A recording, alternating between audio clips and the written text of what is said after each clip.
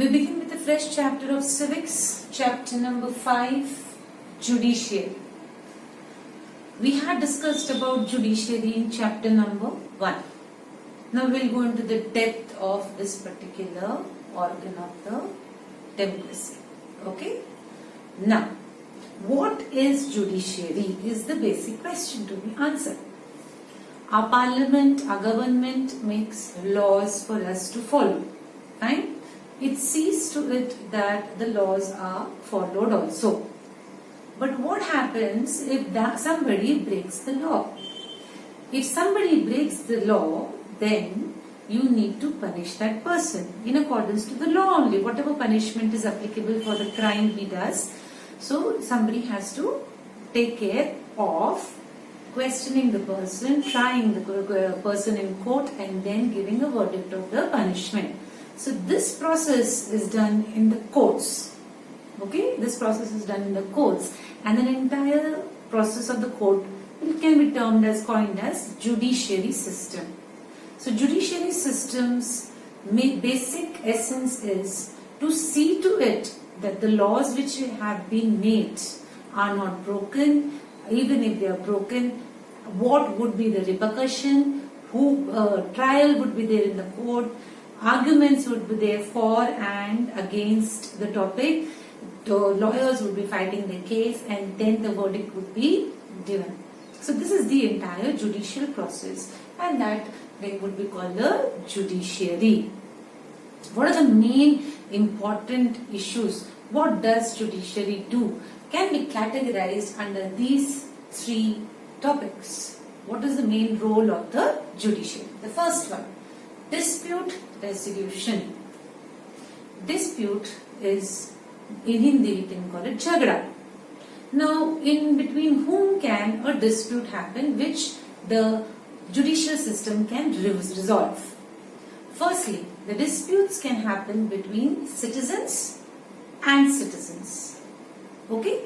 If somebody breaks into somebody's house and robs things, if somebody is murdered, if somebody is raped, if somebody's land is taken away, confiscated, taken away somebody by forcefully, some kind of wrong thing happened, and then the money was taken away by misusing the faith what they had levied on them. So all these cases are between individuals and individuals. If one thinks that something wrong has happened with him, he can reach the court and file a case, and then the case can be fought, and the court will decide who's in accordance to the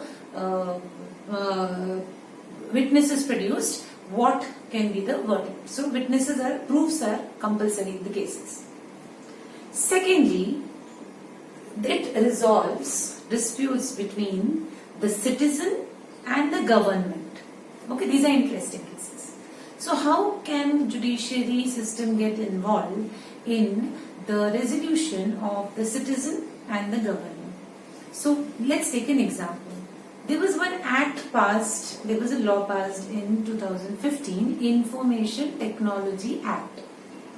Information Technology Act allowed the government to access to the social media and see who's posting what, and if you would pass any derogatory statement, they would book you under criminal case and arrest you.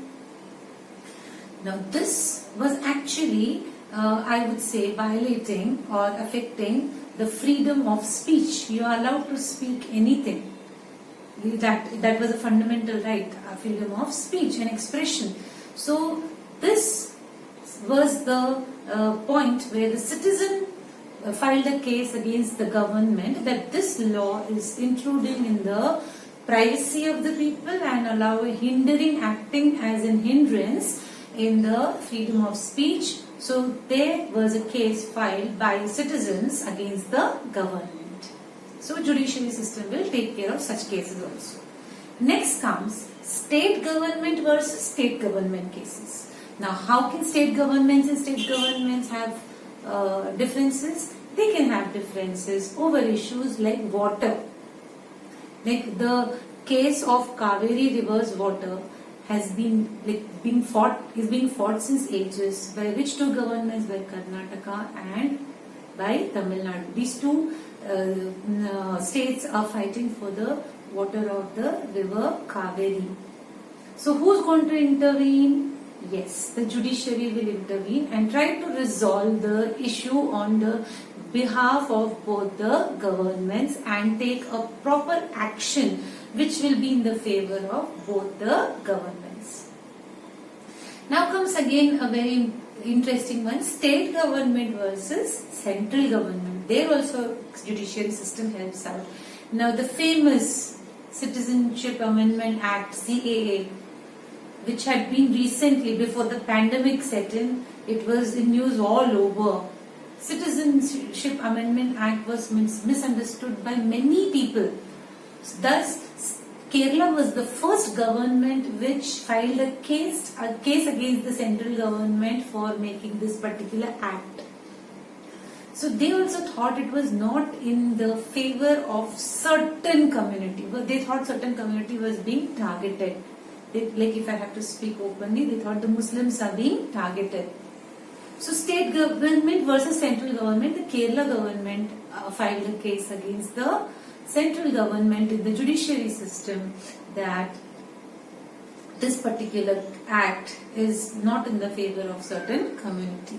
So that's how the dispute resolution takes place by the judiciary system, where all the courts are involved, the basic sessions court, district court, state court, high courts, all. Then comes the Supreme Court, that's the apex court of India. That's the entire structure of the judiciary. Now let's see the next one, judicial review. Now the power of making a law lies in the hands of the parliament. Okay, lies in the hands of the parliament.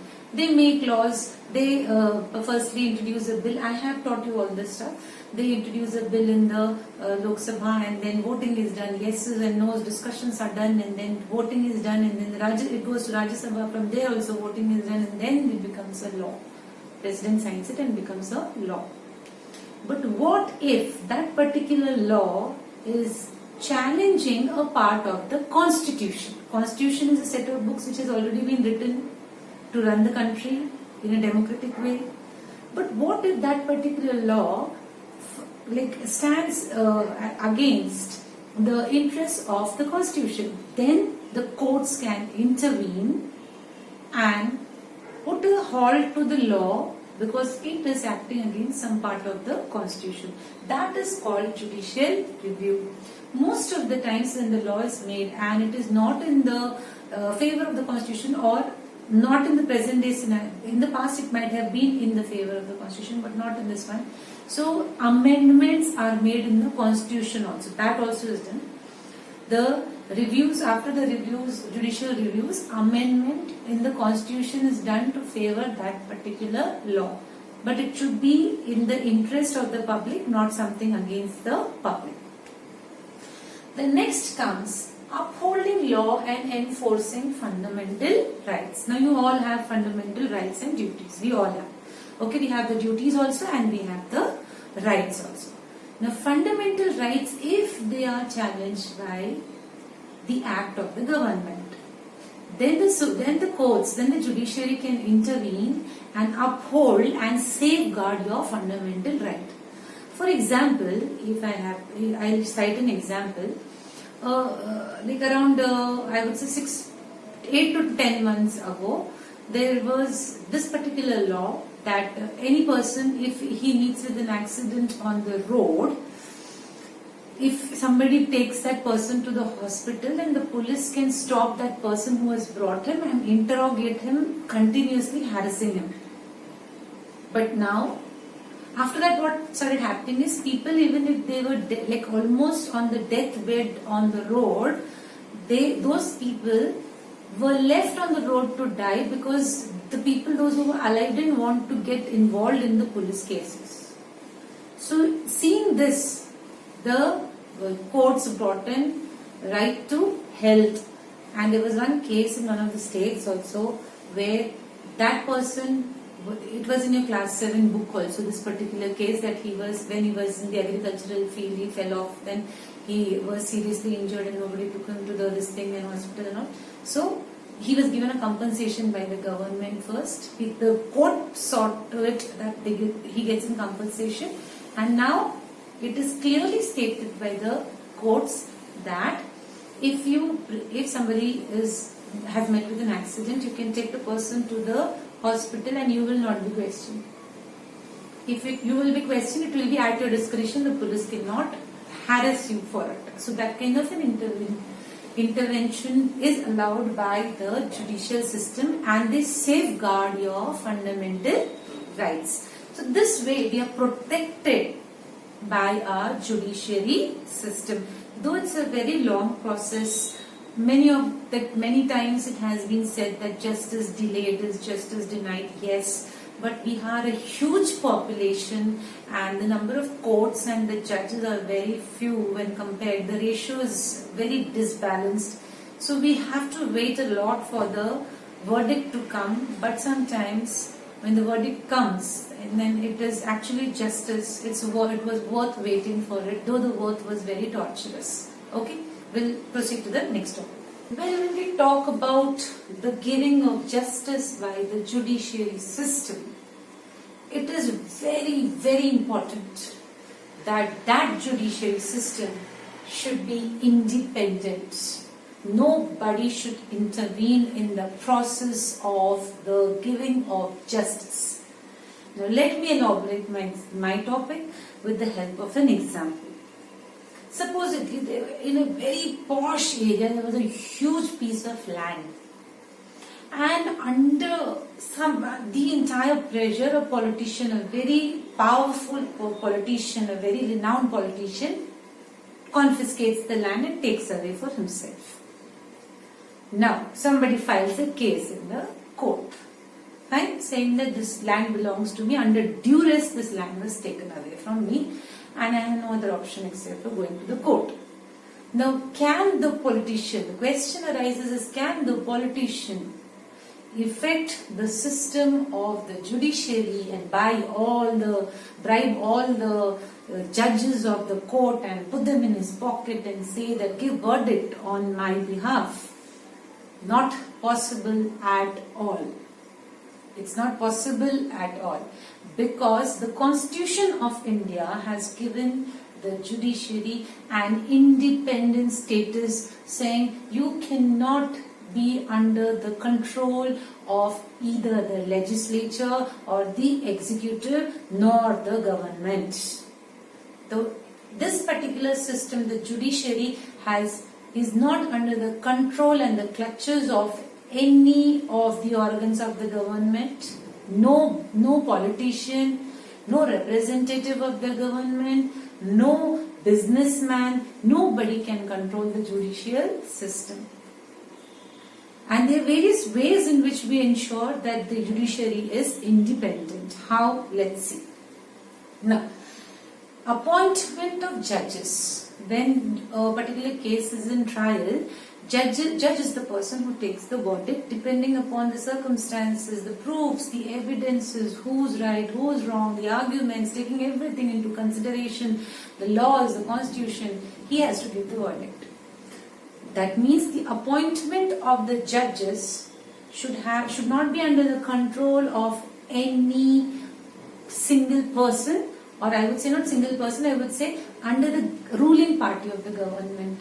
No, it shouldn't be under the control at all. It isn't also. So the appointment of the judges is not under the control of the government. It has very less interference in the appointment of the judges.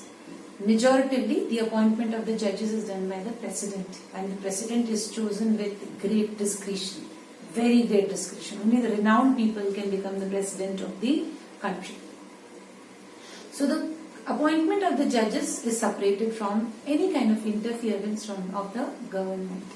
Next, it is very, very difficult to remove a judge from a court. Very, very difficult. Like if supposedly a case has to be, a verdict has to be given by a judge, and a politician thinks इसको हटा देते, चलो कुछ भी करके इसको हटवा देते, इसका ये करवा देते, इसको वो करवा देते. No, not possible. The entire process of removing a judge is so rigid. It's not at all flexible. It's so rigid that almost the taking away of the judge's position is next to impossible. Unless very crucial things have happened over there, and then the judge has to be removed. The best example is the Ayodhya case. So much of pressure was there on the court to give verdicts. But what did the court do? It was a panel of judges. The panel of judges, nobody had intervened. Nobody could even brainwash those people that you do this. They had worked upon the evidences, the arguments, the rules and the laws, the proofs what were submitted, and then they gave the verdict of Ayodhya Ram Mandir case, that the land belongs to the Hindus, and they did take care of the interests of the Muslims also. They were given also huge land to construct their mosque. So this is how an independent judiciary system sees to it that violation of laws doesn't take place, nor the fundamental rights of any citizen are challenged. Only if the judiciary system is independent this can happen. Now then it's not possible. So the rest, read the chapter till here. There's one box given on the next page of the first chapter number 5, second page of the chapter number 5. You have to write examples of the cases, like I stated, person versus person, citizen versus citizen, citizen versus government, state government versus government, and central government versus state government. You have to cite examples of the cases over there. Google, it's quite interesting. Read and just write the name of that particular case which was filed in those particular aspects. Do that much and read your chapter till here. We'll continue with the explanation in the next lecture. Thank you.